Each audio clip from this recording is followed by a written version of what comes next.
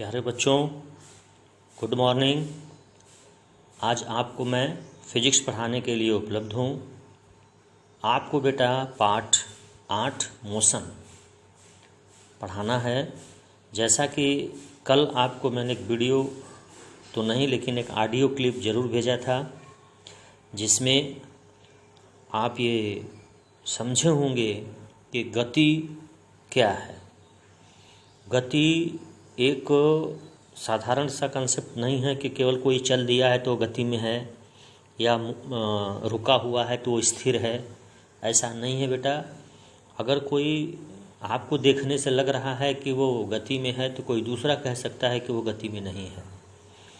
तो आज हम लोग उसके आगे पढ़ेंगे। गति में एक महत्वपूर्ण है, अगर कोई गति में है कि नहीं है, सबसे महत्वपूर्ण है कि निर्देश बिंदु के सापेक्ष हम उसको देखेंगे।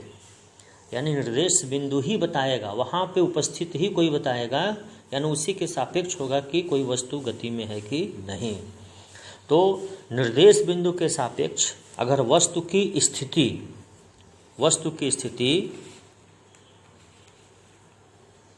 समय के साथ बदलती है तो यह वस्तु गति अवस्था में होगी। अब आप सोच रहे कि वस्तु की स्थिति क्या है।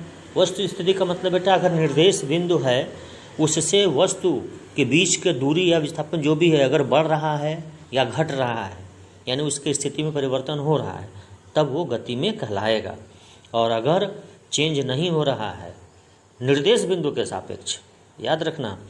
अब जैसे मैंने आपको बता भी दिया बेटा, निर्देश बिंदु मान लो आप हो और आपसे बच्चा कोई 10 मीटर आगे है और आप भी समान स्पीड से चल रहे हो, वो भी समान स्पीड से सेम दिशा में चल रहा है। अगर मैं आपसे पूछूं क्या वो लड़का गति में है, तो आप कहोगे कि नहीं है, क्योंकि दोनों भले कि समान स्पीड से हो लेकिन दोनों के बीच की दूरी बदल नहीं रही है। तो यहाँ पर ध्यान देने की बात है, निर्देश बिंदु के सापेक्ष समय के साथ अगर किसी वस्तु की स्थिति बदलती है तो वह वस्तु गति अवस्था में होगी, और यदि नहीं बदलती है तो वह गति अवस्था में नहीं होगी, तब हम उसे कहते हैं विराम अवस्था में होगी। अब आते हैं सरल रेखीय गति। वस्तु एक सीधी रेखा में गति करे तो हम इस गति को सरल रेखीय गति कहते हैं। अब जैसे देखिए, एक वस्तु मान लीजिए पहले ए पर है, फिर पहुंचा बी पर, फिर सी पे पहुंच गया, फिर डी पे पहुंच गया, फिर ई पे, तो ये जो गति होती है वह सरल रेखीय गति कहलाती है। फिर बेटा हम आते हैं भौतिक राशियाँ। जो भौतिक राशियाँ होती हैं जिसको मापा जाता है, यह आगे आप पढ़ोगे कि मात्रक के आधार पर ये 2 प्रकार की होती हैं, मूल राशियाँ, व्युत्पन्न राशियाँ, यानी मूल मात्रक, व्युत्पन्न मात्रक। उसी तरह से दिशा के आधार पर भी यह भौतिक राशियाँ 2 प्रकार की होती हैं। एक होता है अदिश राशि, दूसरा होता है सदिश राशि। अदिश राशि इसका मतलब स्केलर क्वांटिटीज़, और वेक्टर सदिश राशि होती है वेक्टर क्वांटिटीज़। अदिश राशि किसे कहेंगे?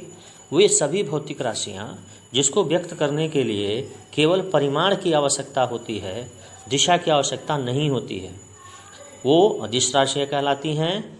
जैसे द्रव्यमान, समय, दूरी, चाल, कार्य इत्यादि बहुत सारी भौतिक राशियाँ होती हैं जो कि अदिश राशियाँ होती हैं। जैसे मैंने किसी से पूछा कि ये चीनी का वजन या चीनी का द्रव्यमान कितना है, तो आप कहेंगे कि 2 किलोग्राम है। तो कोई ये नहीं कहेगा कि इसका द्रव्यमान 2 किलोग्राम उत्तर दिशा में है, या कोई ये नहीं कहेगा जो है कि हमने कहा समय कितना हो रहा है, तो आप ये कहिए कि सर समय तो 5 बज के इतना मिनट हो रहा है दक्षिण दिशा में। तो यहाँ पर ऐसी भौतिक राशियों को बताने के लिए दिशा की जरूरत नहीं है। लेकिन जो सदिश राशियाँ होती हैं जिन्हें व्यक्त करने के लिए परिमाण के साथ साथ दिशा की आवश्यकता होती है, जैसे भार बेटा हमेशा नीचे की ओर, पृथ्वी के गुरुत्व केंद्र की ओर लगता है। विस्थापन अभी मैं आगे बताऊंगा कि विस्थापन के लिए दिशा बहुत ही ज़रूरी होती है, क्योंकि आप एक बिंदु से जब दूसरे बिंदु पे पहुंचोगे तो रास्ते विभिन्न हो सकते हैं, लेकिन जो न्यूनतम रास्ता होगा वही विस्थापन होता है। तो न्यूनतम रास्ता के लिए एक दिशा आपको दिखाना पड़ेगा कि इस दिशा में चलेंगे तो न्यूनतम होगा। इसलिए विस्थापन के लिए दिशा की आवश्यकता होती है। वेग है, चूँकि वेग विस्थापन से ही है, इसलिए बल आघूर्ण है, बल आघूर्ण में भी दिशा की आवश्यकता होती है। तो ये सब सदिश राशियाँ होती हैं। कुल मिलाकर के वे भौतिक राशियाँ जिन्हें व्यक्त करने के लिए परिमाण की केवल आवश्यकता होती है, दिशा की नहीं, वे अदिश राशियाँ कहलाती हैं। और जिन्हें परिमाण के साथ साथ दिशा की आवश्यकता होती है उन्हें सदिश राशियाँ कहलाती हैं। कुछ मैं आपके यहाँ और भी जोड़ सकता हूँ। अदिश राशियाँ जो होती हैं बेटा, इनको साधारण बीजगणित के नियम से जोड़ा घटाया जा सकता है, लेकिन जो सदिश राशियाँ होती हैं ये साधारण बीजगणितीय नियम से जोड़ा घटाया नहीं जा सकता। जैसे अगर किसी वस्तु पर एक बल आप 10 न्यूटन का लगा दो, दूसरा बल 5 न्यूटन का लगा दो, अब मैं पूछूं कि इसका परिणामी बल कितना होगा, तो आप कभी भी नहीं कह सकते कि ये 15 ही होगा। यह 5 और 15 के बीच में कुछ भी संभव है, डिपेंड करता है कि आप किस दिशा में किस तरह के बल लगाए हैं। ये सब हम लोग आगे पढ़ेंगे।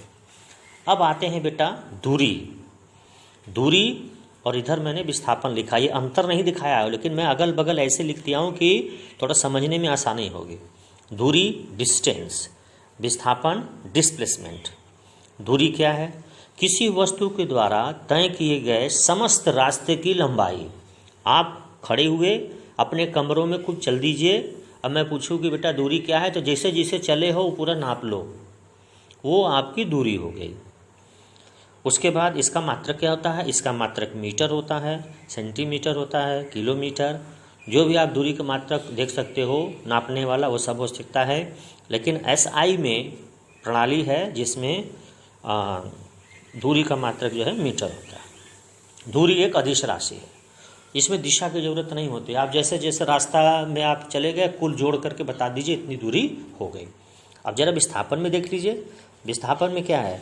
वस्तु द्वारा तय किए गए जो रास्ता था, इस रास्ते की जो न्यूनतम लंबाई होगी वो आपकी दूरी कहलाएगी। जैसे अगर मान लीजिए, अभी मैं नीचे एक फिगर में समझाया हूँ बेटा, आगे मैं अभी बताता हूँ। तो याद रखना कि अगर कोई वस्तु A है, A से B पे पहुँचा, B से C पे पहुँचा, तो दूरी अगर निकालना है तो दूरी में AB और BC जोड़ देंगे। विस्थापन में आपको न्यूनतम दूरी चाहिए। अभी आगे हम उदाहरण ले रखे हैं। मात्रक इसका दूरी की तरह होता है, मीटर सेंटीमीटर, और यह एक सदिश राशि है, इसलिए कि इसमें आपको एक दिशा दिखानी पड़ेगी कि किस दिशा से आपकी दूरी न्यूनतम हुई है। अब हम आते हैं एग्जाम्पल में। मैंने आपको देखिए एग्जाम्पल समझाने की कोशिश किया है। पहला एग्जाम्पल देखो, दूरी के लिए A से B पे पहुंचा, B से C पे पहुंचा, C से D पे पहुंचा। अब देखिए A से B पे पहुंचा, B से C से, मैंने कहा दूरी कितना है, तो आप बेटा AB प्लस BC और प्लस CD तीनों जोड़ दीजिए, ये दूरी हो गई। मैंने आपसे कहा था कि तय किए गए समस्त रास्ते की लंबाई। लेकिन अब मैं देखिए इसी में विस्थापन पूछ रहा हूँ, लगभग मैंने फिगर वही बनाने की कोशिश किया है। ये देखो AB BC और CD। अब यहाँ पर आप देखो AB BC CD, अगर मुझे दूरी निकालना हो तो दूरी तो मैं ऐसा रास्ते जोड़ दिया जैसे यहाँ पे किया, लेकिन विस्थापन चाहिए। तो आप विस्थापन के लिए कहाँ से चले थे? A से, पहुँचे कहाँ हो? D पर। तो न्यूनतम दूरी क्या होगी? तो न्यूनतम दूरी बेटा A से D को मिला देंगे। ये मिला हुआ है, ये आपको दिख नहीं रहा होगा क्योंकि हम इसी पर लिख दिए न्यूनतम दूरी। A से D को मिला दिया गया, तो जो AD होगा यही न्यूनतम दूरी होगा और यही आपका विस्थापन होगा। इसका मतलब तय किए गए समस्त रास्ते की लंबाई दूरी, और इसमें से जो विस्थापन होगा वह क्या होगा? केवल AD, क्योंकि इसके अलावा और कोई न्यूनतम रास्ता D पर पहुंचने की नहीं है।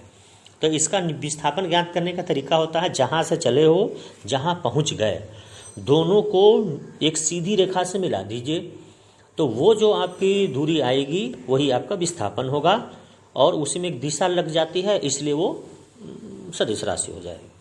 अच्छा, दूसरा एग्जाम्पल मैंने ले रखा है। देखो A से B पे पहुँचे, B से C पे पहुँचे, C से D पे पहुँचे, D से A पे पहुँचे। अब यहाँ पर दूरी क्या हो गया? सब जोड़ दीजिए, AB plus BC plus CD plus D। ये देखिए। अब जरा विस्थापन देख लेते हैं। विस्थापन में देखो A से B पे पहुँचे, B से C पर, C पे D से, D से फिर E पर। अब मैं जब इसको विस्थापन करूँगा तो याद करूँगा तो ए से चला था, पुनः ए पर पहुँच गया। तो अब मेरे पास तो कोई लंबाई बची नहीं कि ए से ए को मिला दूँ। भाई मैंने आपको बताया ना, ए जहाँ से चला जहाँ पहुँचा वहाँ आप सीधे मिलाएंगे रेखा से, तो वही आपका शॉर्टेस्ट डिस्टेंस होता है। तो ए से चला ए पे पहुँच गया, इसका मतलब यहाँ पे तो कोई परिमाण बचा ही नहीं दूरी का, तो यहाँ पे विस्थापन क्या होगा? शून्य होगा। यानी एक चीज़ दिमाग पर रख लेंगे, अगर कोई वस्तु जिस स्थान से चलती है और पूरा घूम करके उसी स्थान पर आ जाती है तो उसका विस्थापन क्या होगा? शून्य होगा। जैसे एक आप एग्जाम्पल ले सकते हो बेटा, आप एक सर्किल में घूमो, एक वृत्ताकार पथ हो या वृत्ताकार ग्राउंड हो या कोई भी ग्राउंड हो, वृत्ताकार की जरूरत नहीं है, यह आपका रेक्टेंगुलर कुछ भी हो सकता है। बस ये है कि जहाँ से आप चले पूरा आप चक्कर लगा करके, या अगर वृत्ताकार मानो तो पूरा एक चक्कर लगा के फिर वहीं आ गए। अगर मैं आपसे पूछूं दूरी कितनी है, तो दूरी तो आप नापोगे जितनी उसकी परिधि होगी, लेकिन विस्थापन जहाँ से चले पुनः वहीं पहुँच गए, इसलिए विस्थापन क्या हो जाएगा? शून्य हो जाएगा। तीसरा एग्जाम्पल मैंने ये दिखाया कि ए से बी पे पहुँचा, बी से सी पे पहुँचा, सी से डी पे पहुँचा। अब दूरी कितनी हो गई? A B plus B C plus C D, यानी कुल मिला करके ए डी हो गया। अब देखिए विस्थापन में ए बी, बी ए से बी, बी से सी, सी से डी, इसका भी विस्थापन A B plus B C plus C D यानी ए डी। यहाँ मैं आपको ये दिखाना चाह रहा था कि अगर एक ही सीधी रेखा में अगर कोई व्यक्ति चल रहा है या वस्तु गति कर रही है, तो उस समय बेटा मतलब सीधी रेखा में चले, फिर वो लेफ्ट राइट कहीं नहीं मुड़े, उस समय जो दूरी होगा वही क्या होगा? विस्थापन होगा, या जो विस्थापन होगा वही क्या होगा? दूरी होगा। या एक सीधी रेखा में, जब भी आप एक सीधी रेखा में गति करते हो, सरल रेखी गति में मैं नहीं कह रहा हूँ, सरल रेखी गति में तो आप चलोगे फिर लेफ्ट हो जाओगे, राइट हो जाओगे, ये सब सरल रेखी गति है। लेकिन अगर कहीं आप एक स्ट्रेट चलते हो, उस समय जो आपकी दूरी होगी, उस समय जो आपका विस्थापन होगा और दूरी होगा वो समान होगा।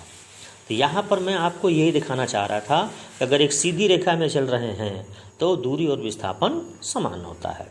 तो देखो एक चीज़ यहाँ पर मैंने आपको समझाने की कोशिश किया है। आप देख रहे हो फिगर से कि जो विस्थापन है इस दूरी से विस्थापन कम है, यहाँ भी दूरी से विस्थापन कम है, यहाँ तो शून्य हो गया, और यहाँ पर विस्थापन क्या है? दूरी के बराबर है। तो अगर कोई आपसे पूछे कि दूरी और विस्थापन में बेटा क्या संबंध है, तो एक बहुत ही महत्वपूर्ण संबंध है कि जो विस्थापन होता है वो दूरी से छोटा होगा या मैक्सिमम दूरी के बराबर हो सकता है, लेकिन दूरी से बड़ा नहीं हो सकता है। दूरी को पहले कहोगे तो दूरी क्या होगा? यह आपका वस्तु से दूरी आपका विस्थापन से क्या होगा? बड़ा होगा या बराबर होगा। तो विस्थापन is less than equal to दूरी। विस्थापन हमेशा दूरी से छोटा होता है, और अगर ऐसा केस है तब विस्थापन और दूरी क्या होगा? बराबर होगा।